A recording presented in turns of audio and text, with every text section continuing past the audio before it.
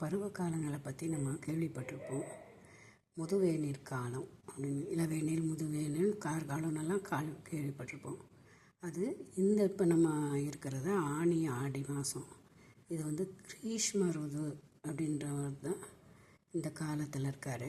தன் மனைவியர் சுகஸ்ரீ சுக்ரஸ்வதி என்றவங்க ஈயப்பிரகாரத்தில் இருப்பார். அதாவது நம்ம யூஸ் பண்ணுற பித்தளை, ஈயம், செம்பு, இந்த மாதிரி நம்ம பாத்திரங்களாக யூஸ் பண்ணுறோம்.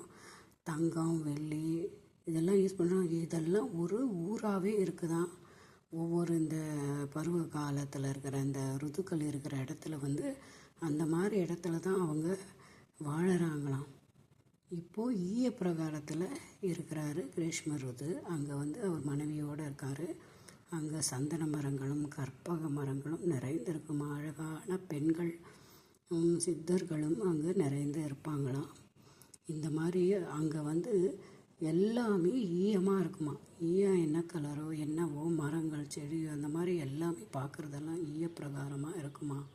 அந்த மாதிரி ஒவ்வொரு இதுவும் இருக்குதுன்னு படிக்கும்போது ஆச்சரியமாக இருக்குது. இதெல்லாம் நம்பவே முடியல, இப்படியெல்லாம் இருக்குமா அப்படின்னு.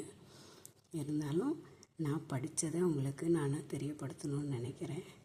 இது நம்ப முடியுமான்னு தெரியல, ஆனால் இது உண்மைன்றது சாஸ்திரம் சொல்லுது. இது தேவி பாகவதத்தில் இருக்குது.